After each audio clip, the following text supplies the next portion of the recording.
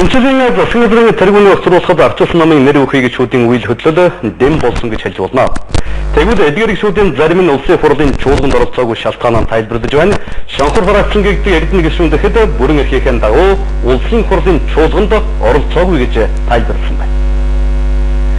Өнгөрсөн амралтын өдрүүдэд ардчилсан намын үндэсний зөвлөлдөх хороо хуралдаж шинжлэлийн засгийн газрын тэргүүнийг огцруулахад улсын хурлын чуулганд оролцоогүй болон чуулганд оролцож ерөнхий сайдын эсрэг санал өгсөн нэр бүхий гишүүдтэй хариуцлага тооцох талаар ярилцсан ч тодорхой нэг шийдэл төрж чадаагүй байна.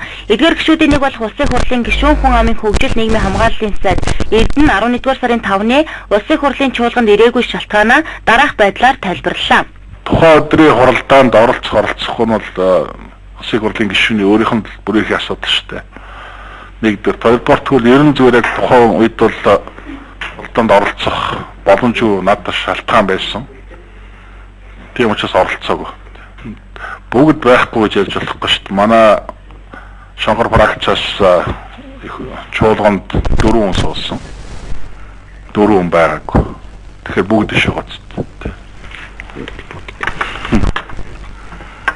Эрдэнэ гишүүний хувьд улс орны хувь заяаг шийдэхээс илүү хувийн ажил нь илүү байсан гэдгээ онцолж байна. Өөрөөр хэлбэл хувийн нэгт тавьж ард иргэдийнхээ өмнө хүлээсэн үүргээ хоёрдугаарт тавьснаа батлаж байгаа юм а. Эрдэнэ гишүүний хувьд ерөнхий сайд асан Алтан хуйгийн танхимд мөр зэрэгцэн ажиллаж байсан ч ийхүү огцруулахад санал дараагүй ч чуулганд оролцоогүй байдал нь түүнийг Алтан хуйгийг дэмжээгүй үйлдэл гэж харуулж байгааг илэрхийлж байгаа юм а. Би бол хэзээс намайг батлах шийдэх хүн биш. Би ч өөрөө намайг үүсгэн байгуулсан. 2000 оны 19 6-нд 5 нам нэгтгэхэд 5 намын нэг намын дарга би өөрөө байсан. 89 онд анхны арч хөдөлгөөний үүсгэн байгуулалт би өөрөө орсон. 90 онд одоо анхны арчлан байгуулахад би өөрөө анхны гишүүн байсан гэдэг. Ингээд өөрөө үүсгэж өөрөө босгосон гэр орноо хин нураах вэ те. Их хуралд бүх эрх нь байгаа. Ерөнхий сайдыг чөлөөдөх, томилох бүх эрх нь их хуралд байгаа шүү дээ. Тэгээ их хурал бүрийн хүрээнд шийд байгаа гэсэн. Их хурлын гаргасан шийдвэрийг хэн нэгэн буруутгах ямар ч үндэслэл байхгүй.